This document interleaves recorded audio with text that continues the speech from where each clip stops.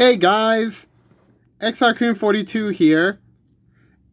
Real quick after the last one, my Manor class from Accurascale arrived.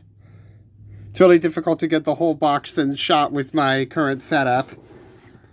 It's their usual packaging. I'm really quote-unquote late with this one because the specific one I went for, Granville Manor, was in the last shipment. So I was among the last to get mine. Just my luck, right? Anyway. So we've got this awesome manual. I love that they do these. This little booklet here is a history of the class and a little bit about the technical design. But it's laid out in a style like a Great Western training manual. I love that they do these. I hope they keep doing them. And then we have the actual instructions. It's just the general stuff. Don't collect it, just don't connect it straight into the wall plug. Your parts list. So you know if something breaks, what to order to replace it. DCC fitting instructions. Fitting crew, which they sell separately. That's actually one thing Hornby does I wish everyone else would do, is actually include crew with the kit for free. Anyway, let's get into this thing. So first off, we've got accessories pouches here. We've got etched brass number plates. Etched brass nameplates. There we go.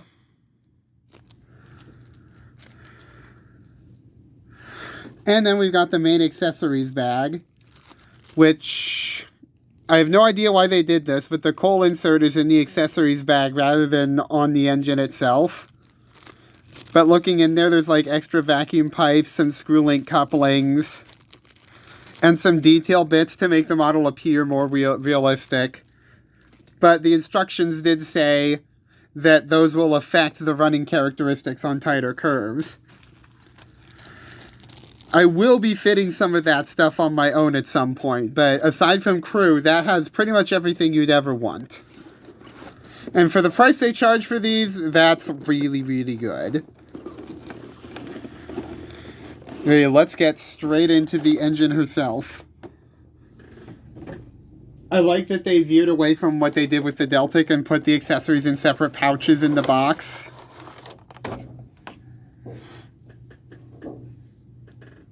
Let's get into this.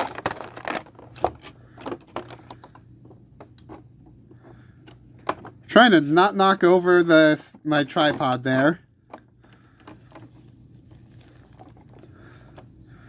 Metallic finish is immediately clear.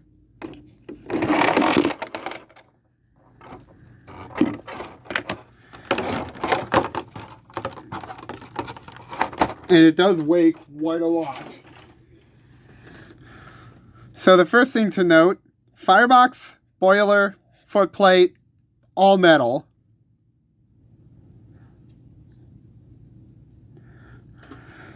And you just feel it. The finish is gorgeous. The printed nameplates look pretty good.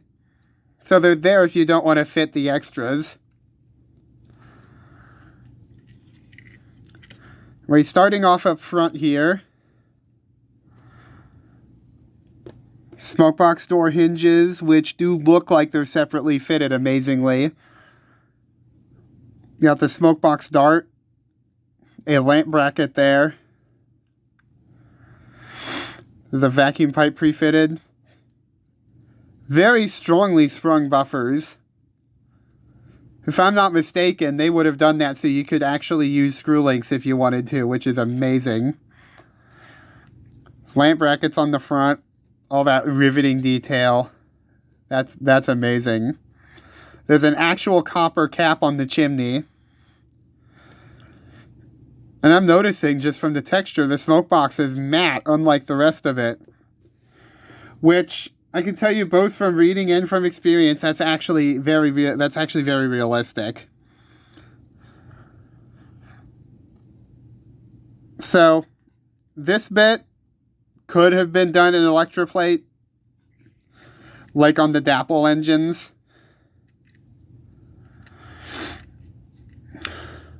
There's whistles and their pipes back near the cab, handrails along the side, all that detail on top of the footplate, all those extra parts. And if we flip her around,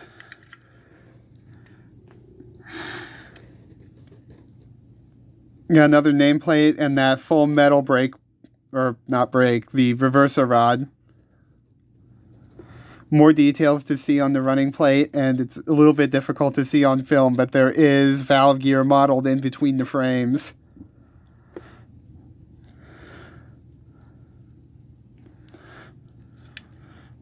Side rods, every piece of them, fully cast metal, and it looks amazing. Got the cylinder drain cocks fitted from the factory, and they don't interfere with the front bogie at all, it would seem.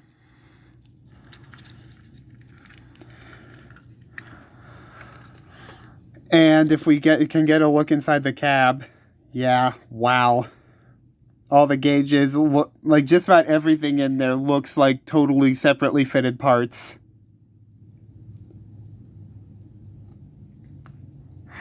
Painted gauges.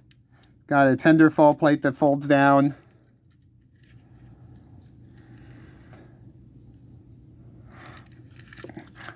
Flipping over to the tender. Got all the fireman's controls in there. Accurately modeled coal area. A water filler cap. Which, from what I've heard, don't want to break anything here. Yes, wow. That's awesome. Water filler cap opens. Back of the tender, bunch of lamp brackets, vacuum pipe, plates for the capacity of the tender and such. And here's the reason I went for the Granville. She's in original Great Western livery, and she's got a cool little crest on the tender. I like my grouping era engines to be in grouping era livery first.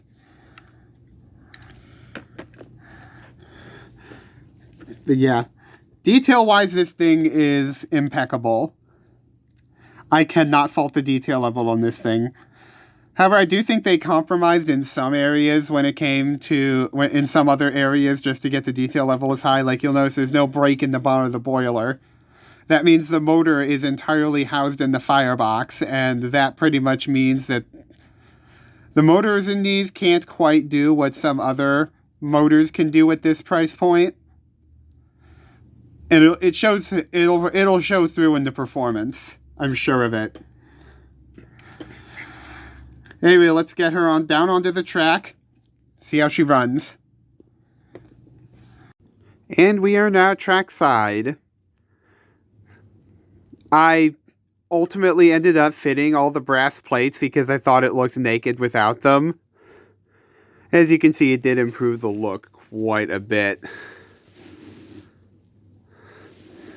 In an effort to improve the lighting, I turned the light on my phone camera on.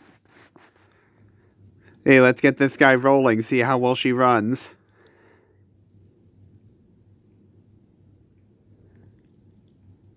Edging up.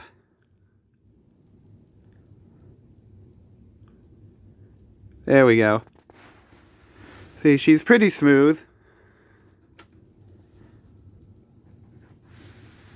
See. There's a decent amount of control there. She can't really crawl. Oh, yep. Couple of my engines struggle with that bit, just for traction. There. See. That's track work, not the engine. See? See, in this shot, you can actually see the valve gear under the boiler, too. In my opinion, they actually compromised a little bit too much in motor power to be able to get the fully realistic boiler. I get why they wanted realism, but I don't really think performance should be sacrificed for it. Let me know what you think in the comments. Anyway, let's get her hooked up to some coaches and get her running around the track. Well,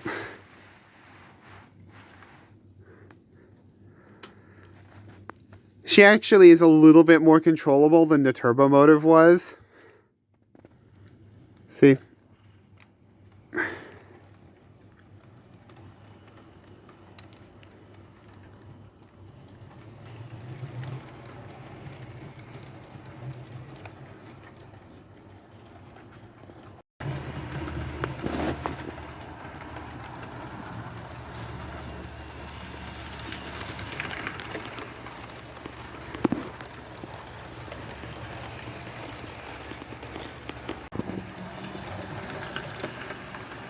Nice shot of that firebox glow.